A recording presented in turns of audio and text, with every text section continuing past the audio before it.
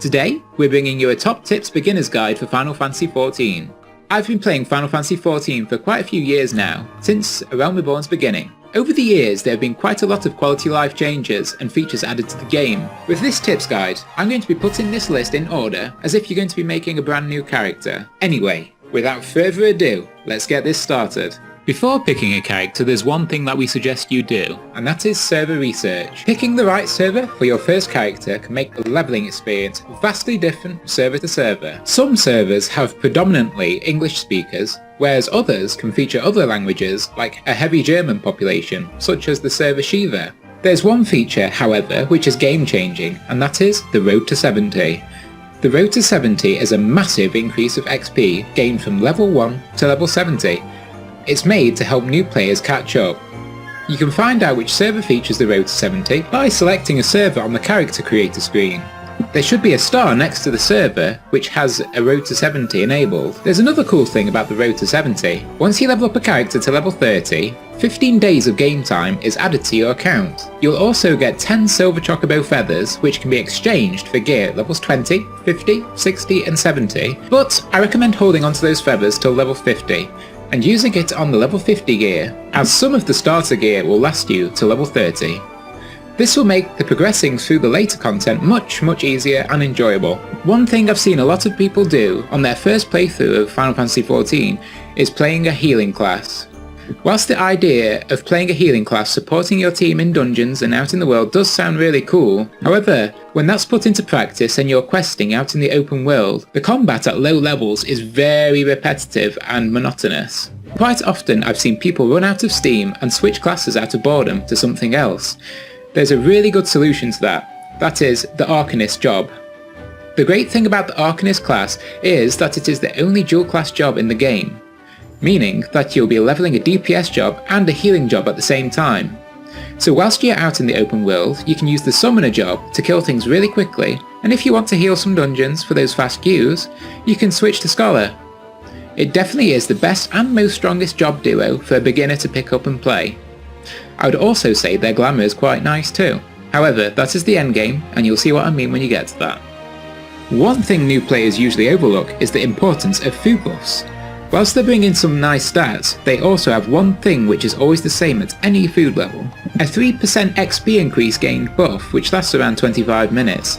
You should get some from your very first quest to get you started, and also some along the way from quests. Every little helps. 3% over 80 levels really does go a long way.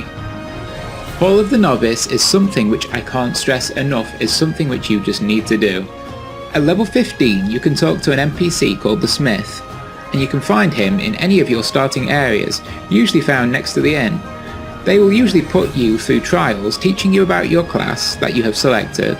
They will grant you significant XP and some really high quality gear. Once completing all of these trials, you'll do one final trial testing everything you have learned. You'll be rewarded with a ring with powerful stats, but not only that, it will give you a boost of 30% to all XP gained until level 30. This will be an amazing thing to have if you decide to level up more classes in the future. But not only that, the gear will make life so much easier questing out in the open world. One thing you'll be doing on your journey to level 80 is teleporting. You'll teleport around a lot, and I mean it. We recommend that you right-click your home city, Aetheryte, and make it a return point. Also be sure to select another city, Aetheryte, as your free teleport location. It should make teleport costs lower in the future. One very important thing you should also do is take the time to run around the city and pick up these mini Aetherytes. Trust me when I say this, it can save a huge amount of time and patience for later on. Seriously, do it. The reason being, the main scenario quest will keep you returning and running around all the cities for all the various job quests too. I just want to talk to you guys a moment about story skipping. If you've seen other guides saying, don't skip the story, well, I'm going to sound like a bit of a broken record. I'll give you a better reason than the story is amazing. By don't skip the story, I mean do not purchase the job and quest boosts from the Mog Station. By all means, feel free to skip the cutscenes in the game if it isn't your cup of tea. The reason you shouldn't get a boost is because you would be missing out on some really amazing PvE fights, which not only teach you the basic fundamentals of playing the game, which I can assure you will become very important later on in higher level fights, but you would also miss out on exclusive glamour, which you can only attain from playing the story, such as weapon appearances and armor sets. I don't know if you are like me, but I love to take pictures in video games. With that in mind, if you skip, you'll be missing out on some stunning vistas and locations, which the main scenario quest has you journey through. I think this one comment which I found from Reddit says it best. From Silver11, I quote, "Don't play this game exclusively for the endgame fights. I would recommend you play it for many different types of content, all of which are extremely fun. But if you are playing for only one thing, it's probably not a great pick. Remember, this is a theme park MMO after all. It would be pretty silly to buy a ticket to a theme park and only go on one ride.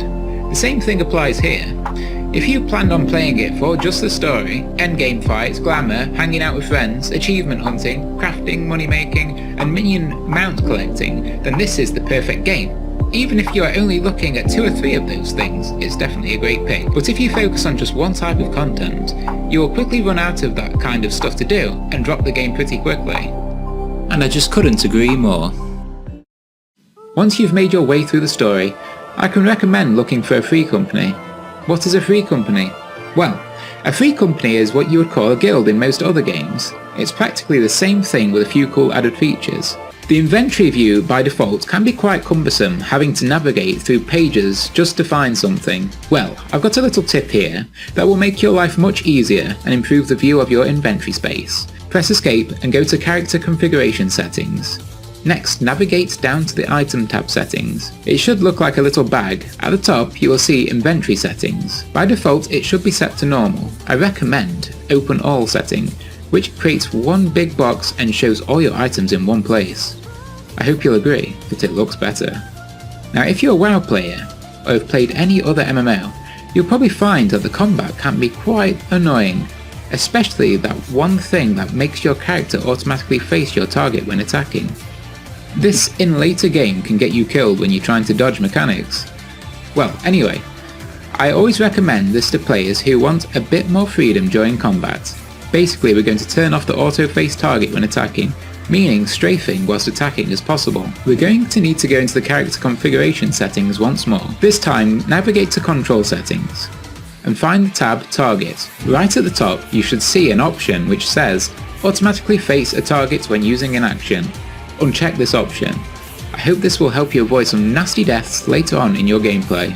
That is all for this little tips video guys. If I have missed something you feel is important, let me know down in the comments below.